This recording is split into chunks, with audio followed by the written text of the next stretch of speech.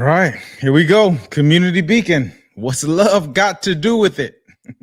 What's Quality, love got to do? Got to do with it. All right. quality time versus disconnected time. I appreciate that song too. Tina Turner was the love of my life when I was 5 years old. Come on, And man. I'm gonna tell you somebody. Whitney Houston was mine. yeah.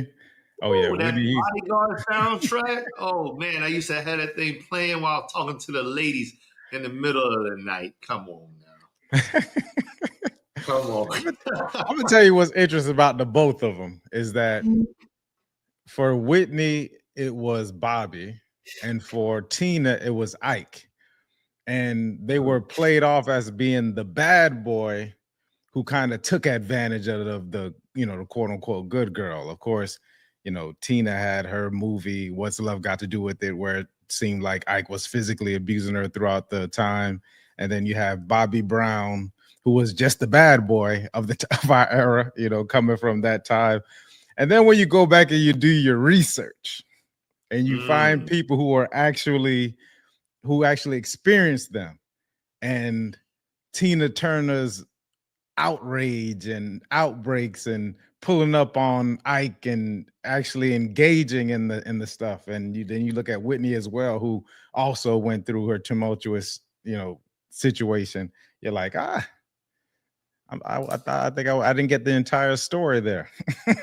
It didn't get the entire story, but if anybody wants to go back and actually listen to people who experienced the both of them.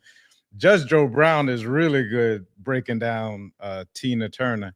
And for Whitney, well, she's on, she's documented. So you can check out Whitney as well. Shouts out to those ladies. I think they both passed recently, what I would call recent, but I'm old. So what does that mean? A decade ago just means the same to me. But shouts out to them. Let's get into it. Quality time versus disconnected time. Guys, we're just following the pathway of Gary Chapman's book, The 5 Love Languages. We're putting our spin on it. And I believe if you go back and look at the older episodes, you'll see how we actually added on to the thought process, how we actually, brought more clarity and our own take on the work of Gary Chapman. But this week we're going into quality time versus disconnected time. I think it's awesome, and we go ahead, brother, because I'm talking.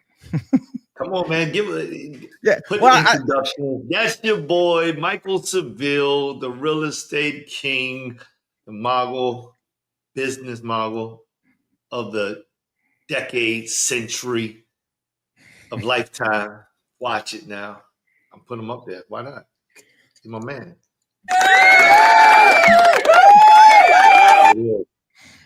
There it is.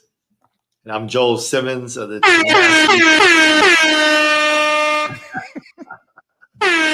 y'all don't know, man. I'm talking about we in the backstage and everything.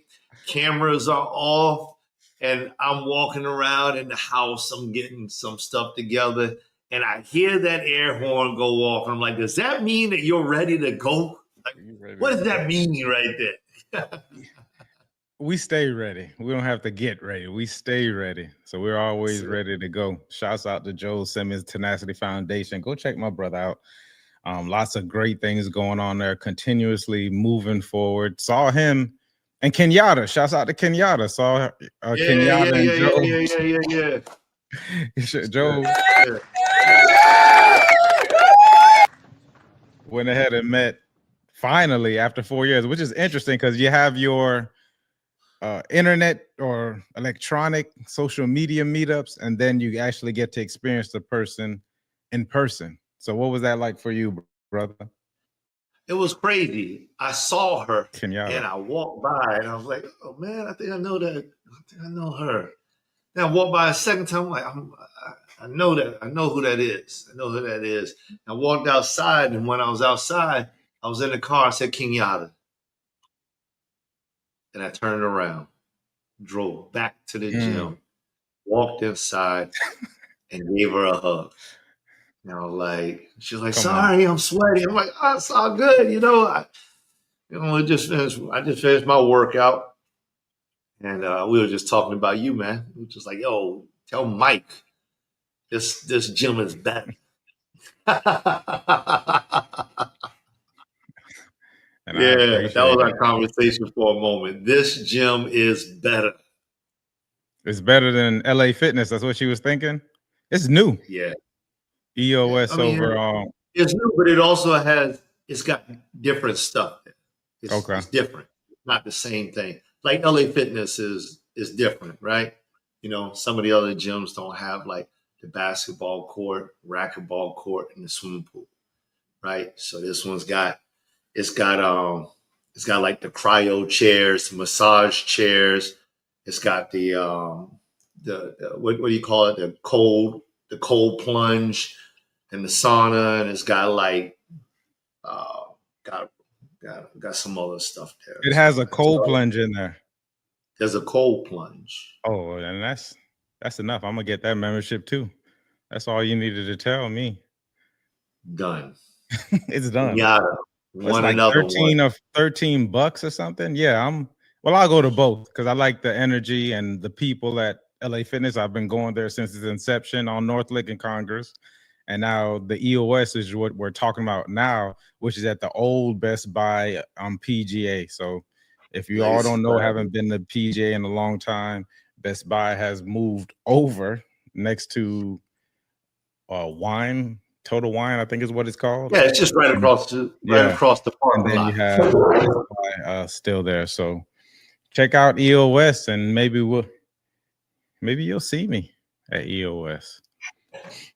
All right, let's get into it. It's a recording. It's not live. I probably will be paying attention to the live. So if you're actually commenting or you're messaging or something, it'll come through on my phone and I'll be on Facebook Live anyways. I'll be able to see it. And I'm sure on the brother's YouTube, if you comment or you something, maybe when he goes to check it, he'll also receive a notification and he can answer you on there.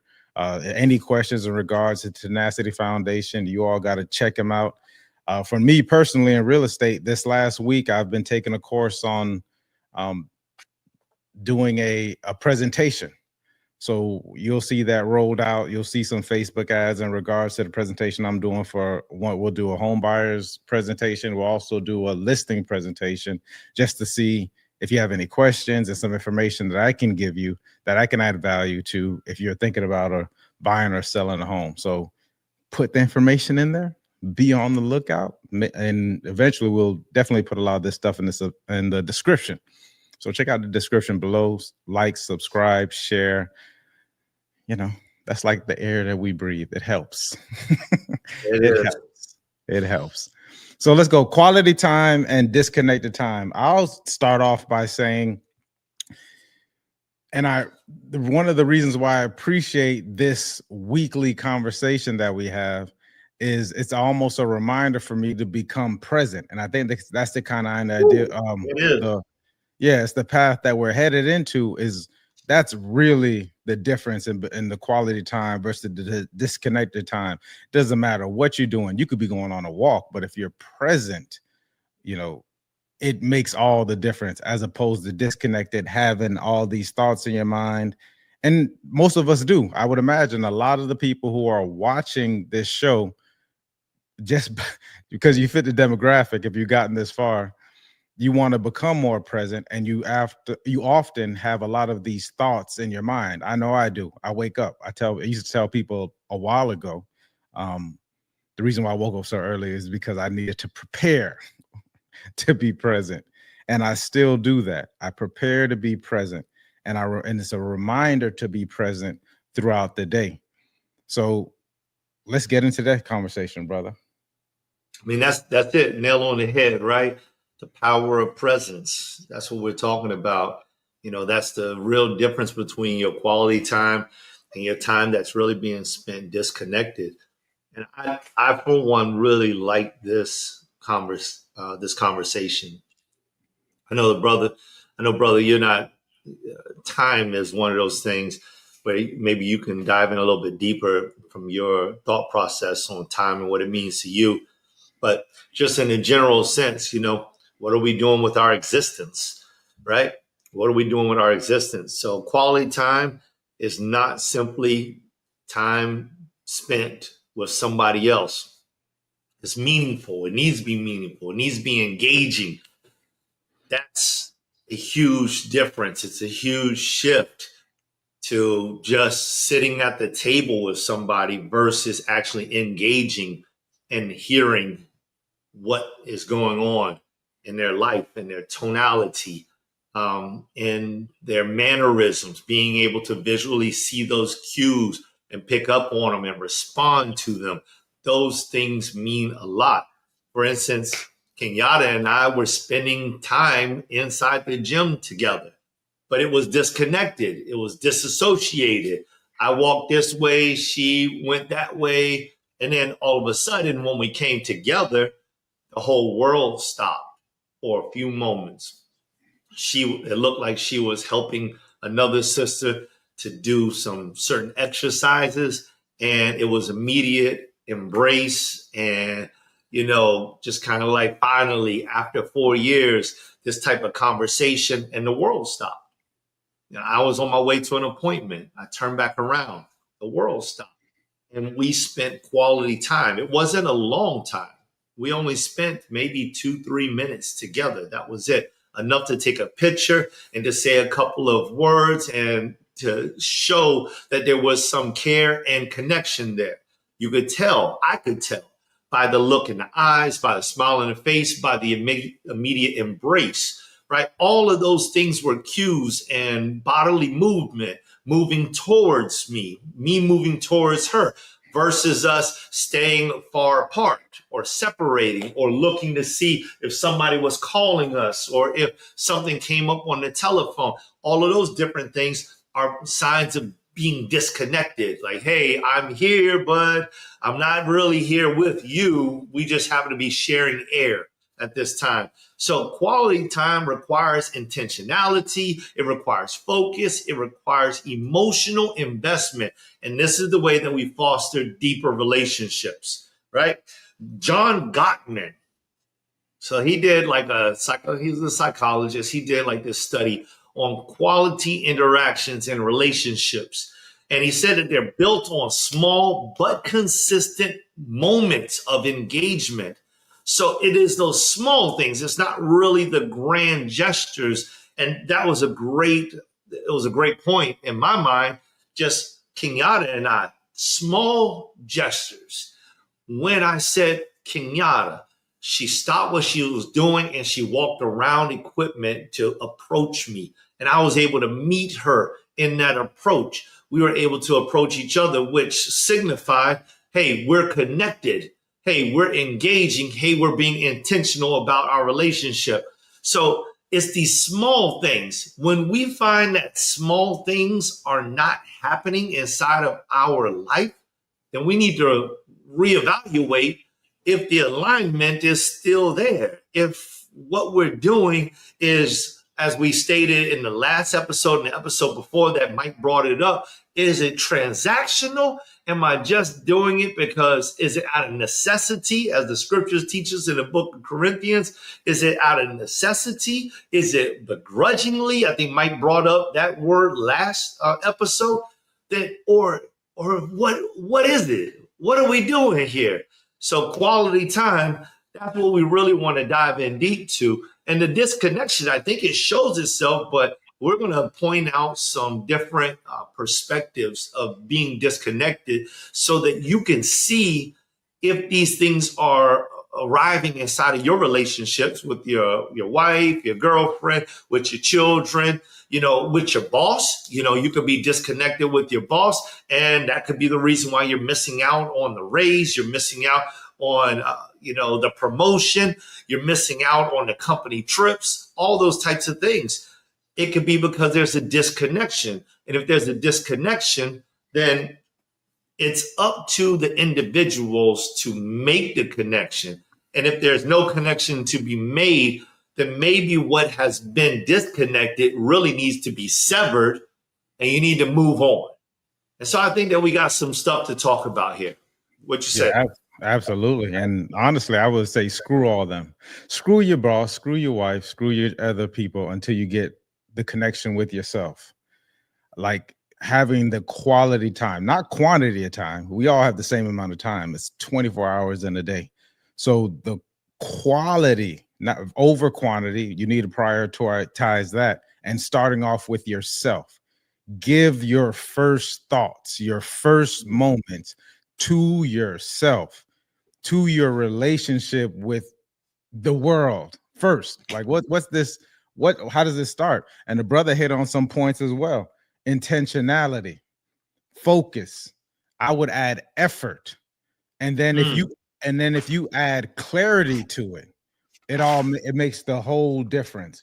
So remember that it's intentional, it's the focus, it's effort, which I ultimately think is time, right? Because I don't really think of time as most people do, like because most people tend to think of the quantity of it. Oh, I need more time. If you can get the quality down, a lot of things can be handled. You can actually pre-plan these things. What am I going to say? What am I thinking about? So that's where you kind of gain the clarity in the interaction with yourself first, and then whoever is secondary. Here's my saying, guys: if I'm not right, nothing's right. So if you're not right, nothing is right, because everything, you can come from a different perspective. I appreciate how the brother also said, he said her name. Well, what's the most important? Joel is very well versed at this, at being present, uh, from since I've known him. So it's already a practice with Joel. So Joel knows that one of the most important words in any language, in any dictionary, or any word in any language rather, is a person's name. Why? Because they focus on it. So if I call out Kenyatta as opposed to, hey, there's a different interaction. We start off different. So his ability to not only be going, but to nourish this relationship, or nurture it rather, by saying, because he said, if you caught it, I had an appointment that I was getting to. Full stop. I stopped and I was like, Kenyatta. Right? At any point in time, he could have tapped her on the shoulder and was like, I think I know you from somewhere. That interaction changes from Kenyatta, because now the person who you're speaking to feels special. He knows my name. We tend to have these thoughts. These are just because we want people to put this into practice. So it does take effort initially, and over time, right? Over time, with practice, we'll get better at these things. I think the breath is important in regards to present. Tony Robbins will tell you is that your physiological way changes the moment of your thinking, and even the interaction. So if you take time to get present in your body, even while you're having a conversation, even checking on yourself, like while you're having a conversation, I used to, as I work on it, my first step was like to touch these fingers. It was just something about, while I'm having a conversation with someone, it didn't really take away from the conversation, but I used to touch my fingers just to be present in my body, to remind myself that I'm here and this is the most important time. This present time is the present. I can't do anything about the future. I can't do anything about the past. I just want to be present. And through that, you'll catch a lot of things. And then we go back to clarity. The clarifying questions. Ask yourself some clarifying questions. Is this real? I'm having this conversation. This is not a dream. Like, these are just ways that I personally had to work on, because I used to be in my head a lot. I'm a thinker. I'm a thinking man. Sometimes if you just look at me and we're having conversations, I know people say, because they told me, like, Michael, your mind, I could just see it moving. It's like, it looks like it's moving. I'm like, yeah, it is moving. So I had to remind myself that to be present in the moment, clarify, especially when engaging with someone else. Like, what do you mean? Even if I know in my mind what they mean, clarify it. Tell me more about that. What do you think about that? Oh, I caught this. Here's a real good trick. Any word that has a charge to it or an emotion. Oh yeah, I was terrified about the big black cat. Don't ask about the big black cat. Say terrified. Get some clarity on these little words, and and be curious, right? So that is regard to engaging. I'm going to add to it as well in regards to presence and yourself and other people, because you can hug yourself. I don't know if you ever paid attention. Sometimes I like to cross my arms, and to some people that may be like, oh, he's, you know, it's a defensive thing, like I'm getting too close. But for me, I'm really just hugging myself because I love me so much. Remember that. But I came up with this theory in regards to forehead kisses and hugs. I'm like, that's all I give out is forehead kisses and hugs, because what that does for the other person, and this is, you know, in a familial relationship, is that it brings this person back to the present. Because if you're listening to this, you're getting a lot of information, more so than anybody else out there. They're not having these conversations, but you're having this conversation. So to whom much is given, the information, much is required. So remember, when you're having a conversation with someone, and it's getting, someone said this last night, getting a little contentious, maybe it's going in a certain direction, voices are being raised, people are becoming emotional, which essentially your emotions is an alarm going off. An alarm is going off. Now that you know this, a real quick trick, give them a hug and just stop.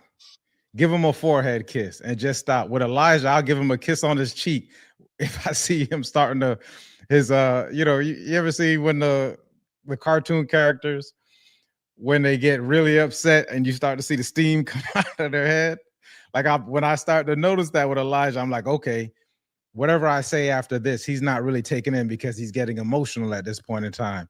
So I'll kiss him and say, don't ever say your dad never kissed you, right? And I'll say stuff like this to kind of break it up, but bring him back to the present, like we're here.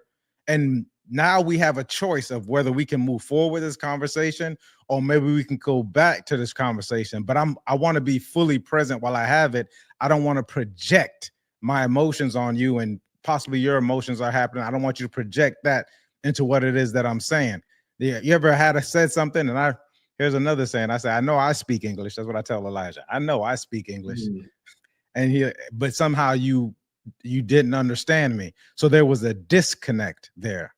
Oftentimes that disconnect is the projection, the emotions, the culture. Maybe something happened early on in the day, or some type of traumatic situation in life that had nothing to do with me per se, but I triggered that in the person. So now we have to get back present. And to you, King, to you being a manly person, is to say, oh, okay, full stop. What do you think about that? Oh, maybe it's a kiss on the forehead time. Maybe it's a hug time. And that way you all are engaging at a different level, because it makes no sense for you to overtalk someone or to talk to someone. And Chris Voss said, he said, when you're angry, it makes you stupid, right? Like, so we're fully engaged with someone, and they can have a quick reflex or reaction, which seems to be immature, but it's the emotions, and they possibly can't communicate it. So yeah, so we can get into that. Let's go, bro. I like it, man. I like it. I was thinking about Chris Voss when you were talking about repeat that word, because that was like negotiation lesson number 4, be a mirror, right? That's something that Chris Voss, that's something that he taught. And it works so well. And I love also that you talked about that kiss. I'm going to tell y'all something. Well, I'll share with you, bro. Well, so I walked into the fire station, and I got there, and there's this guy there. Great guy. I'll tell you his name. His name's John, right? So I got there, and John's there. You know, everybody's, dapping, all that type of stuff. And I dap him up first before the other couple of guys are in there. And he does some stupid thing with like the hand. And it was like old school type of mess around with people. Old school, I don't know what it means now, but old school, when you took the middle finger and you tickled the inside of somebody's hand, it meant something, right? And it was derogative. And so he did that to me. And when he did that, I snapped. Old school Joe just showed up and he took over. And I started taking his fingers, and man, I'm about to rip your fingers out of your hands right now. That's what's going to happen, right? Now, this dude is twice my size, all right? Twice my size. He could bench press probably 3 of me on his worst day. So he's a huge guy, and I'm talking about old country style bench press, not sit. He's got a tractor or something like that. He's like, you know. Farm Oh, strength. yeah, exactly. He ate a lot of cornbread on his days. You know what I'm saying? So when he does that, he all of a sudden his facial expression changes, and he's like, "Oh, you want to challenge me?" And I'm like, "Man, all right." And I just come straight in, I give him a hug, and I kiss him on the ear. And the dude melted. He didn't know what to do. I'm gonna tell you how bad my response, how it diffused everything so much that I left the building, went on my detail for about 4 hours and came back, and he was still messed up in the head. Could not understand what just happened. He was just like, oh man, I don't even know. I'm just talking about laid him out. He was no longer a fighter. He was just stupid. He was stupefied. So, I mean, these types of techniques, if you really have them in your wheelhouse, they do work. And Soft work. it's in their wheelhouse now. Like, this is the point of a lot of that. These different pattern interrupts. Let's get back to the presence of it, right? Or the quality time portion of it. And I wrote down, I said, we have to prioritize our presence. What does that mean? That means that we are going to be engaging, and as thinking men, we should already be prepared for certain interactions. That what the brother Joe said was perfect. It's a conversation I had with Elijah. He's in the 9th grade. He goes there. There's a lot of testosterone. Hormones are going everywhere. So you're going to see a lot of posturing. There's also children who are coming to school who have situations going on in school and that they can't do anything about. They may be ashamed of. There may be all kinds of things happening. Like, we know when we're kids, like, home life is not necessarily perfect. Neighborhood life is not necessarily perfect. And when we get to school, that's a time sometimes for us to actually show out, express ourselves. And we may not do it in the most positive of ways. So a conversation I'm having with Elijah, because he said, oh, Dad, there was a fight going on, or, he's starting to see different things that he didn't see in middle school. And I said, well, if you know these things are happening, this is a part of your environment, you should start preparing now to understand how to de-escalate what the brother did in situations and turn it into a joke, or turn it into set it to a different trajectory. I said, you need to start thinking about these things, that if I get in this situation, because I can't whoop the world. Like, you can't whoop the world, but I can start to outthink most people, because that's what we're losing nowadays. Most people don't even think about the next step. And sometimes what's interesting is that this thing happens to them multiple times a day. Point being, you're coming home to your wife, right? Or your significant other. Your significant other loves to be around you. They see something to you. That's why you're their significant other. So she's expecting some kind of interaction when you come in the door, or when she comes in the door, or whatever it is. If you take 3 minutes prior to coming into that door to think about a reaction or response to her seeing you, think about how you're going to interact with her at that moment. Remember, you're doing this 5 to 7 days a week. Maybe you go out for a run in the morning before she gets up. Maybe you're coming home from work, whatever your schedule looks like. But there's going to be that one interaction, the first interaction. If you can make that special, if you can make that a unique experience, it saves you so much down the road. That way you're not repairing it. That way, and if it doesn't happen, maybe there's like, well, you didn't greet me in this way. What's going on? That might be a time for you to have that conversation. But if you get into this same old comfortable of just seeing it, we spoke about it last week, seeing the picture over and over again. So you need to spend the time to do it. Think about it before the moment. Think about these special moments that occur over and over again. I go to pick up my son all the time. Sometimes I'll meet him at the bus stop with, Chalky, my big old dog. Think about your dog. Every time your dog sees you, he's excited to see you, right? Like and it's different. So people want that interaction. That's why they love dogs, right?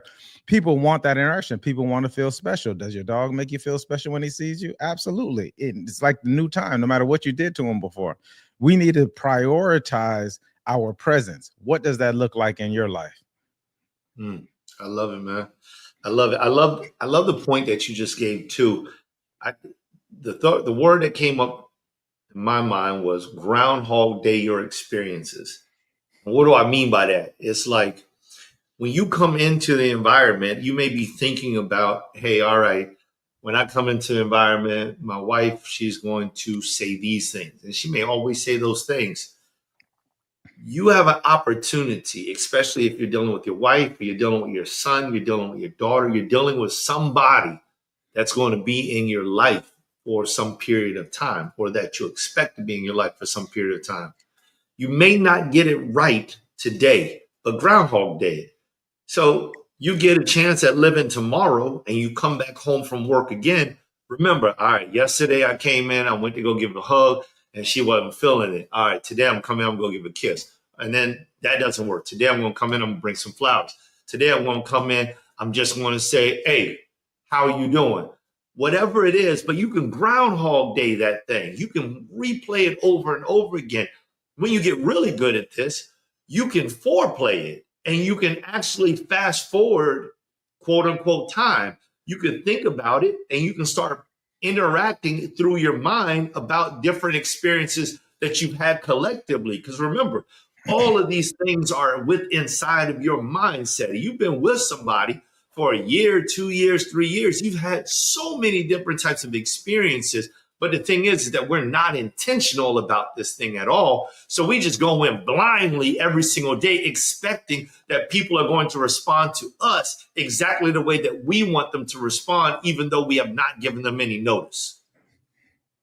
We haven't told them exactly how to speak with us, how to interact with us. And we definitely haven't showed up in a way that says this is exactly, or this I will not tolerate. We're talking about boundaries and guardrails, right? Those types of things. We've set none of those things. And so what you get is exactly what you get. And whatever that is, there's an old saying when I was young, what you get is what you get, and you don't get upset or you don't throw a fit. So it's just like, that's one of those things, but that's a part of clarity. You have to take the time to actually think about this thing because presence matters. So predetermined methodology, and then take the time to adjust that predetermined methodology for the life cycle, right? So once you figure out what cue actually brings on the right song, so to speak, where to place what cue brings on the right mood, then repeat it and repeat it. And if that cue ever looks like it's not bringing on the right mood, then you need to start looking at the adjustment, always finding the adjustment, always finding the pivoting point so that you can continue to keep things moving in the right direction. Now that is putting effort and intentionality into your presence. But the key word is present. You actually have to be present to see and to feel and to hear what it is that's making things work. You have to do that. I had one instance where I came into the house, and matter of fact, I started off at one of my locations where I was doing work, got the phone call. Hey, did you do such and such and such and such? I mean, my wife just laying into me, bam, bam, bam, like Charlie Brown, bam, bam, bam, bam, bam, bam, bam. Guys, I'm going to tell you something. I listened. Now, on the inside, I was like, I'm fire hot. What you doing calling me up, going off on me for something that you should be doing? That's what was going on. And in my mind, I'm like, huh? Okay, what? And so I said to myself, all right, now I can either help her out because it is my wife and there's no one else, or I can just fire back off at her and that's where we're going to be. So I decided, listen, listen, listen. As soon as the moment came up, click, we hung up, right? I'm good. I don't want to hear your mouth. I don't want to talk with you. Nothing. I don't even want to see you. But I'm going to come home. I'm going to get what it is that you needed, and I'm going to take it back to the location. I'm passing on to somebody else because you're so stressed. You're so busy. You got so many things going on that you can't handle what's on your plate. And I understand that. And I'm the one who's taking the brunt of it. But right now is not the time for me to prove to you that you're being unreasonable. So I walked in the house. Now, we just had this heated conversation. And when I walked in the house, she was standing right there. I said, what's up, baby? Gave her a hug, gave her a kiss. All right, I'm going to go take this thing and I'm going to walk. And I just walked out just like that and took it. The next time we got on that telephone, that woman was like, oh, I'm so grateful. But totally disrupted every single thing that she had in her mind. She could not compute anymore. I broke it up. And, scriptures, Proverbs 15:1 said, a soft answer turneth away wrath. I turned away the wrath of my wife. Why? Because I recognized something by observing her. I took the time to observe that she was at a point of no return. So why would I go into the point of no return so that we both can't return? No, my job is to rescue her. That's what I was feeling. My job is to rescue her out of the point of no return, bring her back to her reality, back to her senses, so that we can continue with a good relationship. And so this was a source of a point of alignment issue. She was not aligned with, I love the way Mike said it in the very beginning, she was not aligned with herself. She was off balance. This had nothing to do with me. I was just the only person that would answer the phone for her right now. Think about that. Sometimes we think that when people that are close to us are upset and they're going off, that it's because they hate us. But it may not be true at all. But it takes us to take that, to become present. Never assume. Don't assume. And so like getting back to the whole topic of the togetherness or the speech piece, don't assume that simply because you're spending the time that it equates to bonding, because it's not true. Engage. Proximity, don't be a proximity relationship. Because we're in proximity, we can relate. No, you must engage. You must connect. You must clarify. You must present effort. You must do this intentionally. And you must take notes, mental notes. I don't care if you scribe something, you journalize something at the end, review those notes so that you can get better in your relationship. And if the other person is not getting better in the relationship, then you need to, hey, let's talk for a moment. Time to get back to alignment. Because the thing is like, are we going to continue to go down this pathway? Because we're going down this pathway together and we're not together. So either we're going to continue to go down this pathway disconnected, or we're going to sever this connection and we can go two different pathways and be connected in another way, or we can come together right now over me. And that's really what you're saying. Because if you bring up that conversation, you're saying that my thought is that we should come together. And I may not have all the answers, but I know between the two of us, we can work something out. And if we need a third person, then we too can at least agree to that and get somebody else to intervene with us. And we can justify whether or not what they are saying makes sense. Like hearing Mike talk or hearing me talk, that's a third person. Does this make sense? Does it help? Yeah. All right. Take that, own it, Put it on your belt like that, man, and use it when you need it.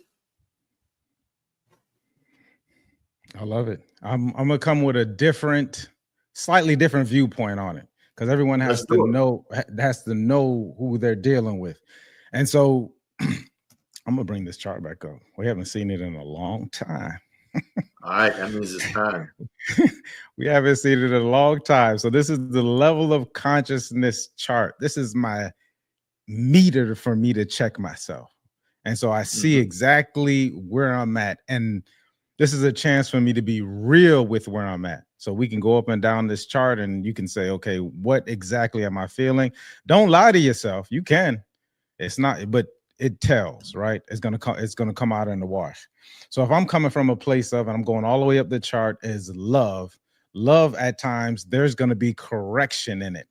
But the correction, because I'm checking it every time. I'm checking bad behavior. So when I'm going to say bad behavior is behavior that I feel, and that's the feeling, or a behavior that I believe or think needs to be corrected. Otherwise, it's going to happen again. So I don't reward bad behavior. Now, I'm going to choose the proper time and place in order to do it. So if I got the phone call of someone who was stressed out, because I never believe it's me. I don't believe it's the person either. It's always the other person. So we need to understand and appreciate the other person for their feelings, validate them some kind of way. Like I noticed, brother said it. I know she was going through something at the time. So the best thing for me to do right now in a loving place is to take whatever it was, pattern interrupt, and then do whatever the task was. And then the phone call came and it was something, but I may at that time, I personally, I'm going to check the behavior. Like, listen, I know that you have this going on, and I respect and appreciate that. Things happen. This is not necessarily the best way to go about doing it. And of course, the conversation is going to be different depending on what it is, because I'm going to be present in the conversation. So I'm immediately going to acknowledge it. Okay, yeah, this happened, so on and so forth. However, I'm kind of disappointed in the actions of how you decided to come at me. Right. So let's figure out a better way for us to have this interaction. And what I'm doing is I'm teaching because what I found is that a lot of people don't understand conflict resolution. And I'm not going to leave it all on me all the time to resolve this problem. Information. This is the part of the teaching. This is a part of manhood. I'm going to give the information that this person doesn't have. Otherwise, what sense does it make for them to be around me if I'm not providing the information? If we're not going to exponentially get better, and it's not going to get better just as me as the man pulling the entire weight. It's just not going to happen. I've seen it 1,000 times. The behavior tends at times to get worse. So we need to start setting expectations initially, but we can't account for everything. We're human. We don't know what this person doesn't know, so on and so forth. But I'm going to give the person information on how she needs to treat, he or she, child or whatever, how you're going to be around me. But it's not just going to be left upon me as the man to carry the entire load of your emotions, my emotions. 1,000% as a man, I'm not going to react the same way you're going to react. That because if we both reacted the same way, then it makes no sense for us to be doing this. I'm not going to go tit for tat with you. This is not going to be an argument. This is going to be a loving correction. It's coming from a loving place. So if we're talking about love, we can't forget that it does require things. And one of the things that this requires is at times a loving correction. And another thing to do as well that I found worked for me was to separate disrespect and disappointment. If someone disrespects me, I put a lot of energy on what it is that they're doing, as opposed to if I feel disappointed, I can search within myself. Okay, so what exactly am I charged about that? Like the brother said, he's headed home. Maybe he's tired. Maybe there's 1,000 things that he's probably done prior to that. His head might not be in the right space. He was looking to just relax. You know, you have that thing in your mind. I expect when I get home, I'm just going to relax, as opposed to having to do something. However, so I separated. I said, well, you know, I'm kind of disappointed because I have to do this thing that I thought was already going to be handled, but that's something I got to deal with myself. Do the best that I can with the situation. The pattern interrupt is lovely, because that may not necessarily be the time to have the conversation, because if I feel away, this person feels away, and I have more information, then I need to make sure that I can clarify what exactly is going on. Once again, it's just a little bit, just adding on to it, but it does take focus, effort, and it takes practice. Because the first time you say it to someone, if this is the first time they've heard it, they may react in a certain kind of way because they don't know it. So it's better for me as the man, I'm going to respond to it. So, you know, it's just a little bit different way of handling things. Maybe you can add this to your tool belt, but Mike Seville is going to check it every time. That's just the way I grew up.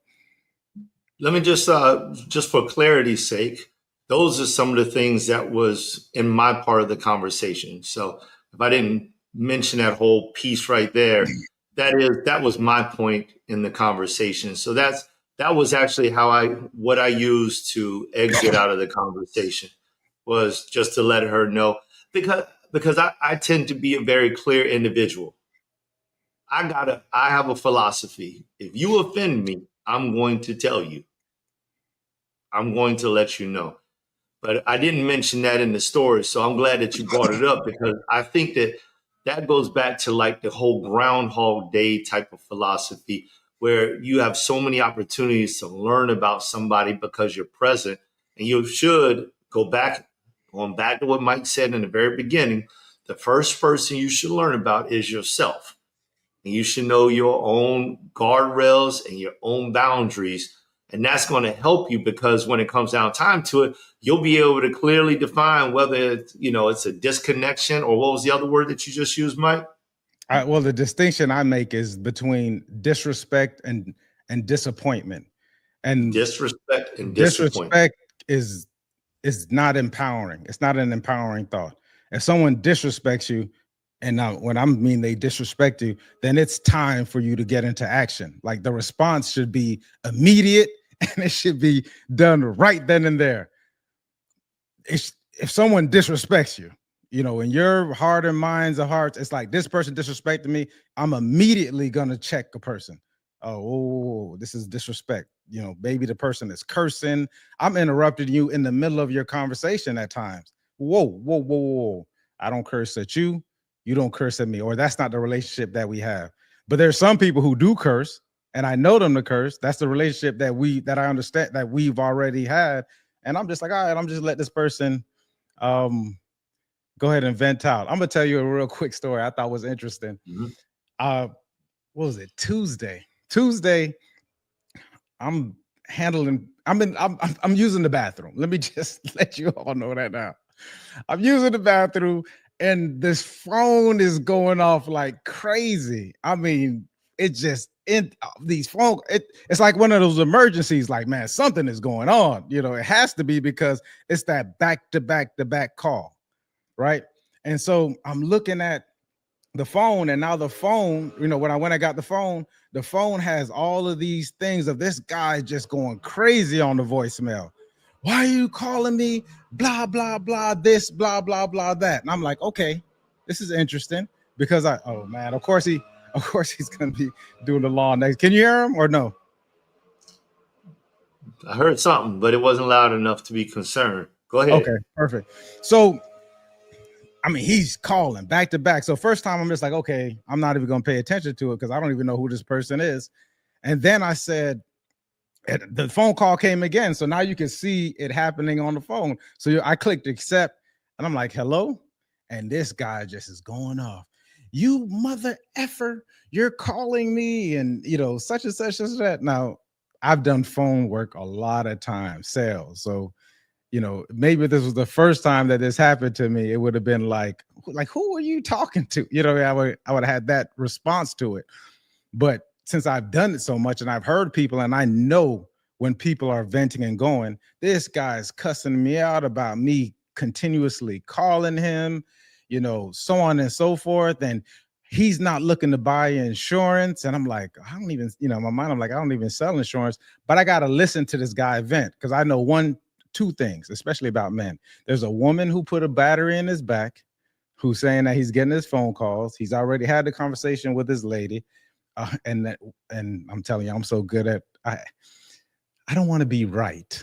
I aim to be correct. And I actually hope that I'm wrong, but there's patterns behind this, especially ego, because no one's just going to call someone else's phone. So I kind of knew this was happening. And so he goes off. So what I did was I let him vent. I don't sell insurance. I didn't call you. There's a scam where someone can use your phone number and call someone else, spamming your phone, however they do it. And then they're using your phone number as a scam number. And this is the number that he's calling back. So in his mind, he finally got somebody. And now I got you on the effing phone. I'm doing this, I'm doing that. Let him vent. That's fine. It's not the time or the place for me to check this person. But I also don't want this guy to continuously call me again, because if I hang up the phone, his person who he's posturing for is going to be like, you hung up the phone on you. So now this is going to be an ongoing thing. And I want to correct the issue. So I let him go on. And then here's a real quick trick. I was laughing about it at the time. I use shame, insults, guilt. And I go right down that line. Don't let anybody use it on you. Here's a quick tip, but I've been doing this a long time. So first is the shame is like, sir, I'm here with my child right now. I don't sell insurance. I haven't called you. And now you've gotten someone on the phone, because I had to stop him because he was going to continue going. You got somebody on the phone now. This may be a time for you to see clarity. Now, here's the insult. I'm not saying you do it, but I did it. And you're going to sound like an idiot after I have this conversation with you. I mean, you're going to sound like a total buffoon. You ready? And he's like, that calmed him down. That really put him in his place. And the guilt was the child being around, because I did have my son. I wasn't lying, but I'm just going down the formula. And my child is here, and I happen to pick up this phone on speaker, and now he's hearing you say all these expletive words, and it hasn't given me a chance to say anything. Well, I'm gonna keep calling you. I said, well, why would you continue calling me? We can gain clarity on this right now. I don't sell insurance. What exactly is it that you want? So it's just a way of bringing it here, bringing them to the place, because that's what people use. Shames, insult, guilt. Don't do it unless you're like me and you're really going through it, because I wasn't emotional about it. This is very logical. And to bring him back down to this place for this correction, because if I hadn't did those first, and I'm sure there's better ways to do it, but this is what I know. You bring him back down to this place so he can actually receive what it is that I need to hear. And by the end of the phone call, he's apologizing. I'm telling him, don't worry about it. It's no skin off my back. But what I'm going to do now is I'm going to block your phone. You block my number, and we'll never talk again.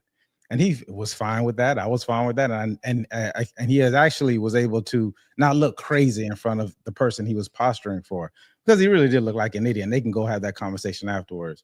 But these are just little tools that you can essentially use if you start to practice on these things. But the first thing initially is to really understand and know yourself. Where am I coming from? And to be able to let it go.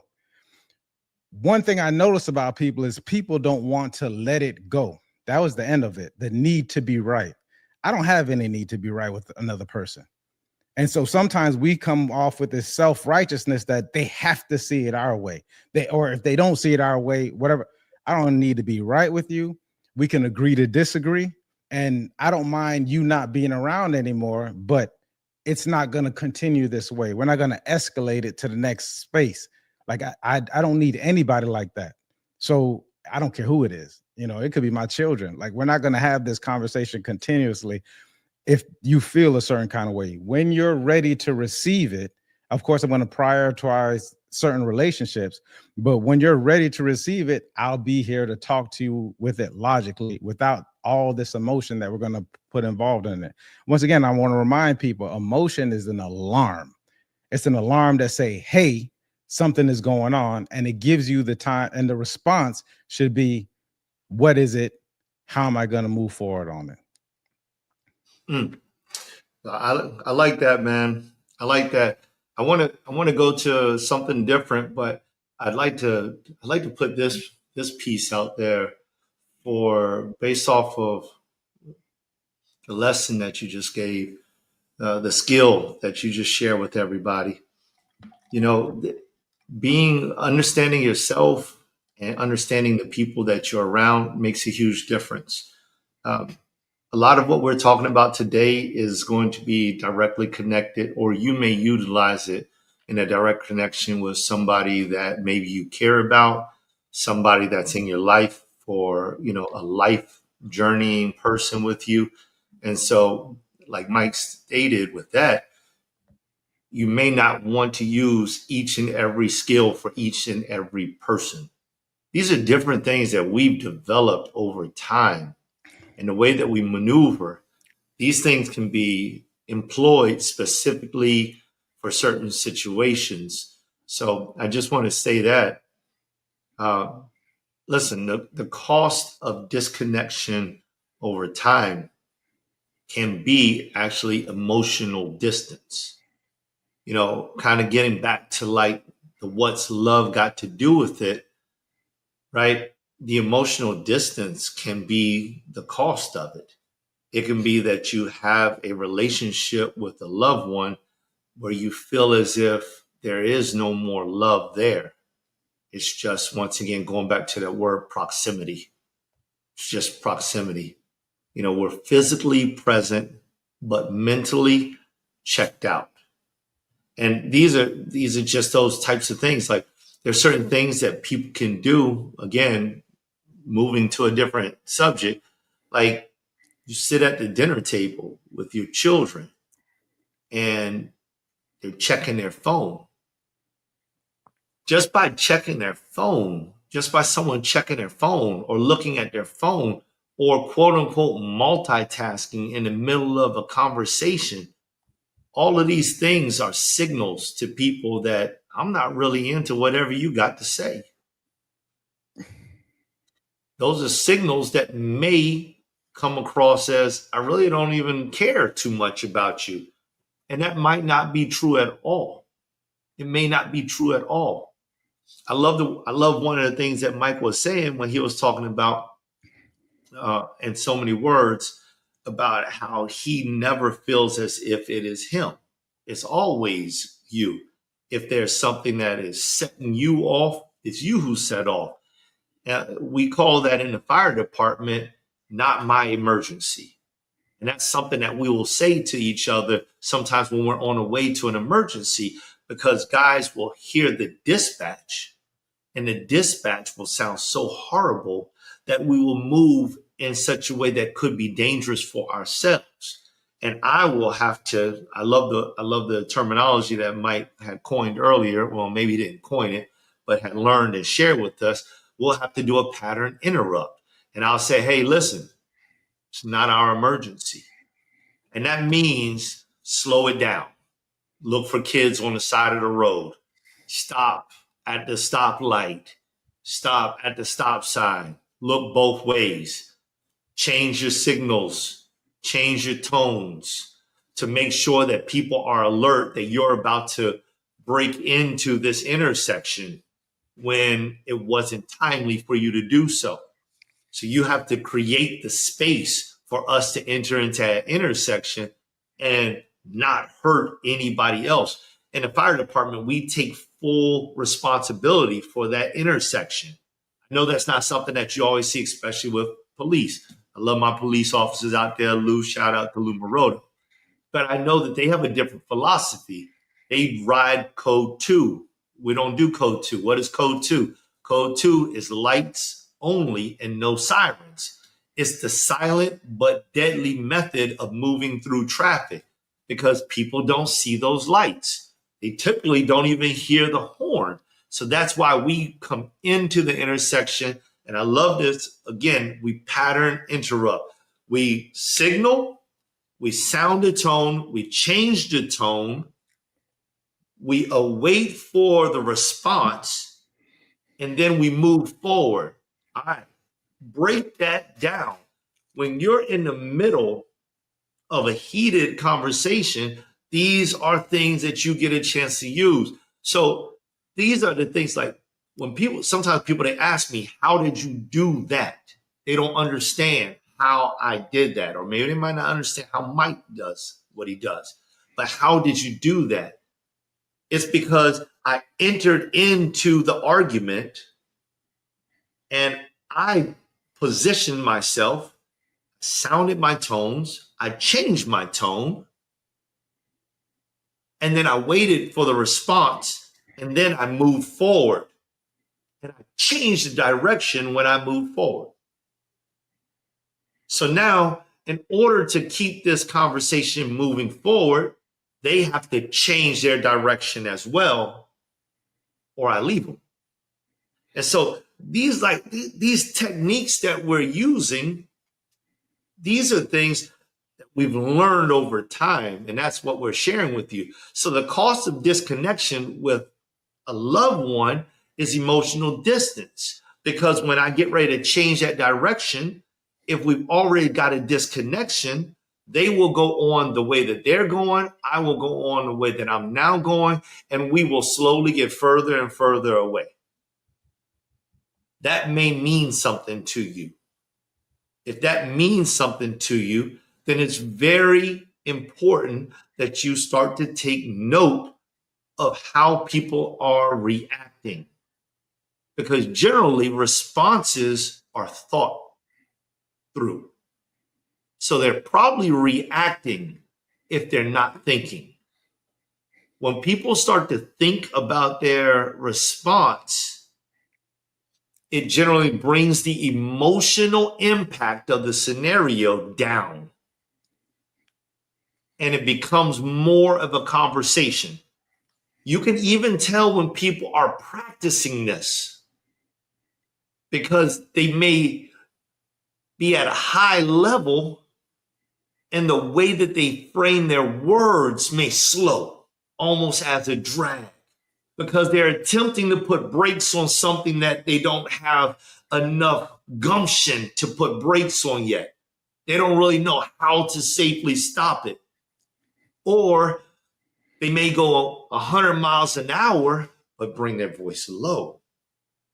So you'll start to see different cues of somebody attempting to do something that is quote unquote out of their character. And you can look into that. And that could be one of your pattern interrupters. Hey, I noticed that you slowed down your speech. I think that that's a good idea. I'm going to slow mine down too. I'm going to bring my voice down. Let's take a breath. Let's think about what we're about to say. Because, I don't want us to be in a position where a conversation or a word that we say could fracture our relationship. And so now we've just changed the entire atmosphere. This is something I taught my children how to do. My son, when I taught him how to do this, he was about 4 years old. So I've been teaching them this for a long time. These may not be things that you know how to do. And I love what Mike just said when he gave that example, because he said multiple times, you may not want to use this technique, but you have it now. It's in your back pocket. You have the opportunity to use it, but don't just do it and not know what you're doing. It's like somebody saying, I've taken a garden hose and put out a fire. I can put out a fire with the hose you got on your engine. No, you can't. That thing will knock you on your butt. You don't even understand how many gallons are coming through that thing per minute. The pressure, the friction that comes behind it. When we're talking about a firefighter, you have to be skilled and prepared on how to do that.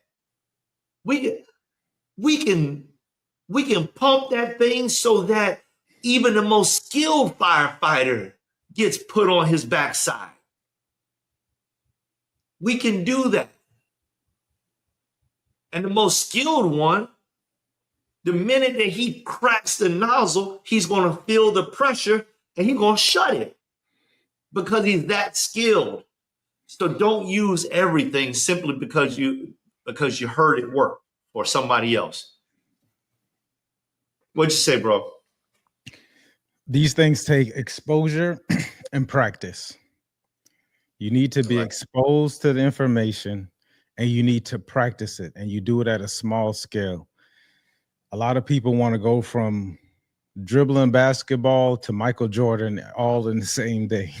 Like it, you got to get to the basics of it. The basics start with you, first off, understanding yourself, and then you can move on to that.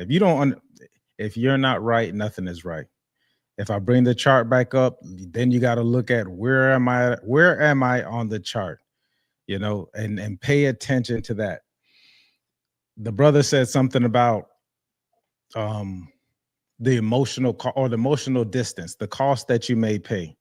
Here's the thing, and I love this saying, you have to pay the cost to be the boss.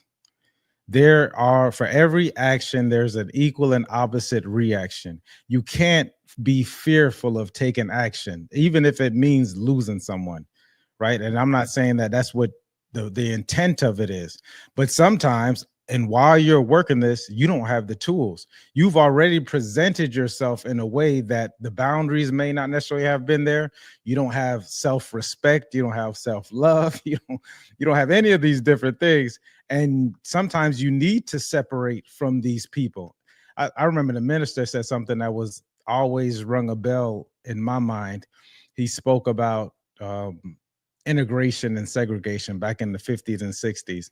And his thought was that we should have been in segregation for a while. And the example he gave, he said it was like a wife and a husband, and they've been in a dysfunctional relationship, physical abuse, whatever, physical assault, that kind of thing. And they still want to stay together and try to work it out. He said, no, sometimes you need to separate, because who are you going to be after this? Because you're becoming a whole different person in the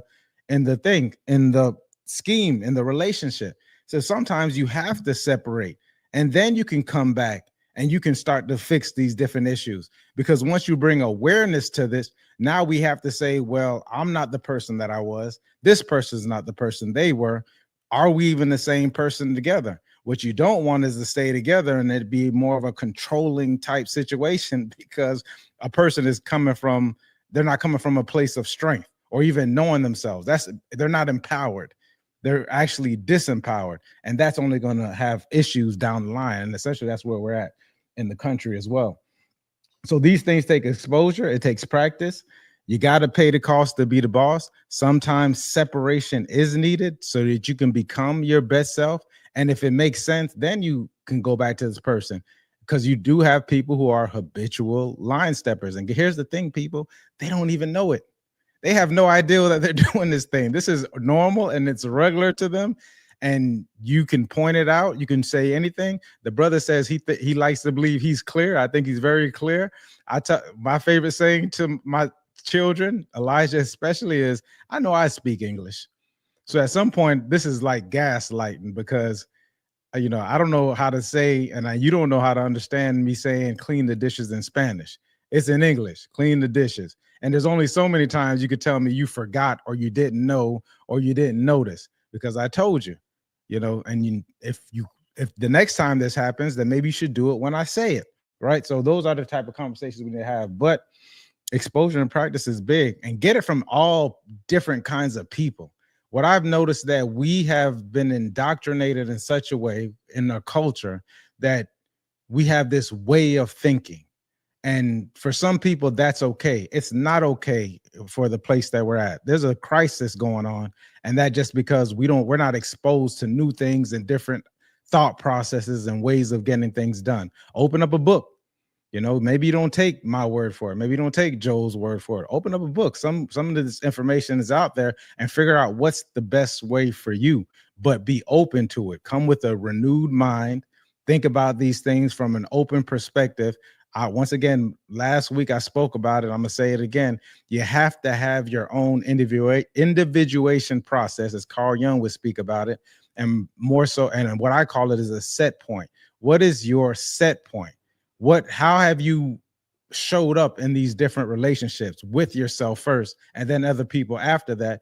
And what does that look like? And remember that if you're trying to change years of you being somebody different, you got to have patience with the other person because they've never seen it before. And you have to say, well, you can choose or not to accept it. That's on you. But this is kind of where I'm going because this is what's in alignment for me and my relationship. So that's it, guys, man. I think personally this has been some time well spent. I think we went a little bit over the hour. What's our last words, bro? I want to give a couple scriptures because I like something that you had stated earlier when you were talking about just having that. It comes out to valuing yourself, especially if we're starting to talk deep about relationships and dividing of relationships. And so I want to leave this word with you all out of Luke, the 14th chapter. And it says, "For which of you intending to build a tower sitteth not down first and counteth the cost, whether he is sufficient to finish it?" And I don't want to pose that as staying in or dividing from. I just want you to take the time to count the cost.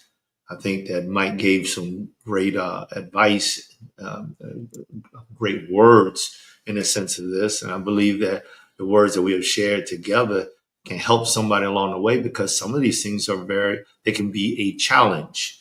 And I love that he mentioned about reading the books. Get into the books, get into, your holy book, I say get into the Bible.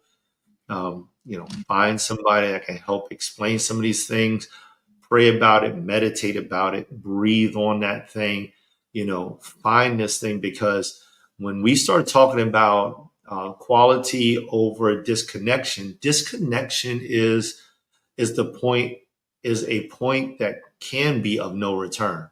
The thing about it is like a plug. You can disconnect the plug from the electrical socket, right?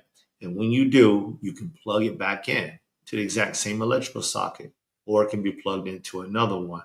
So when we start talking about disconnection, a disconnection can become the absence of something, and it can become a permanent absence of something.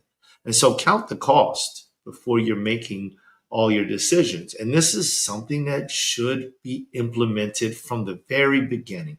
Start with yourself. Become very aware of who you are and what you expect out of the relationship that you have with other people. Set up those guardrails, set up those boundary lines, make it very clear about what it is. And when things start to change and the way you see things, bring those people back to the table and let them know if you value them, if you value that relationship. Let them know, hey, I'm going south. I was going east. I'm going north. I was going west.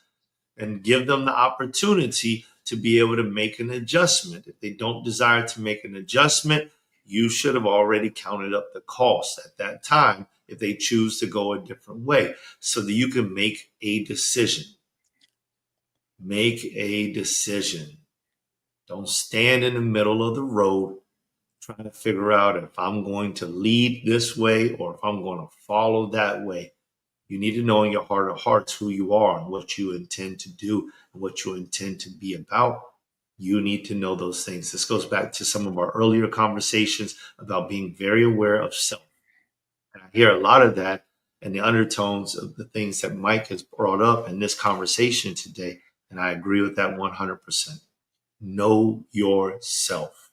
It's so important to know yourself before you attempt to know somebody else, because when you don't know yourself, a word that Mike used was control. People start attempting to control you, or you attempt to control them. And that is a very muddy relationship. It may look like it's connected, but it's like having wall sockets in the same room, but it's not plugged in to the right socket. If that makes sense to you. You got 4 walls in a room. It's getting electricity, but you wanted them to be on the west wall, because that's where you are, but they're on the east wall. And you think that that's okay until someone turns the light switch on and only one of y'all comes on and the other one stays off. So with that being said, the last scripture is, be devoted one to another in love. Honor one another above yourself. Now that's a hard thing to do. That's Romans 12:10. And the only way that you can absolutely do this is you have to enter in with the same concept, the same mindset. Remember, when we start entering into the mindset, this is me on the spiritual side. When we start to enter into the mindset of Christ, it's a total different story. If we're just going to enter into a relationship and it's me and you, then that is your mind, that is my mind. But when I enter into to a relationship with me, you, and God, then it's a different mindset. Our mindset needs to align with God's and not as much as with each other. When our mindsets align with God, it's like the Great Pyramid. I don't mean that I'm not throwing up no gang signs or anything, but you're at one end, she's at the other end, God's at the top, and the closer y'all go towards the top, the closer you come together. It helps because you have one goal, to get to the Lord. And I think that helps. But those are my closing words. Absolutely, brother. Not too far off. I love that he threw up the rock sign. He threw up the pyramid. The streets is dead, y'all. He could throw up these signs. It means absolutely nothing anymore. It means absolutely nothing anymore. The streets are done. So it means absolutely nothing in that regards of it. But with that pyramid, you got one person going up on one side, meaning that they have a journey that they're going up, and you have a journey you're going up. So you have to get right, and they have you can't be responsible. we got an issue. You are not the savior. I want to make that quite clear. You are not the savior, but you are accountable for these things. And sometimes it will be absence. It is what it is. Sometimes if you have the tools, you have the patience, you have the information, that changes a lot. So a lot of the things that we're doing is to get this information and the tools, but figure out what it is. Figure who you are. I had a young lady I dated a while back, and her father, which was a pastor, I took a lot of his cues. I thought he was an awesome speaker as a pastor, but more so what I learned from him, because I'm over the pastor thing. I'm more thinking about people who are teaching me these things. And one of the things that I took from him was he would go off for 2 weeks by himself, like 1 or 2 weeks by himself. He would go somewhere and he would just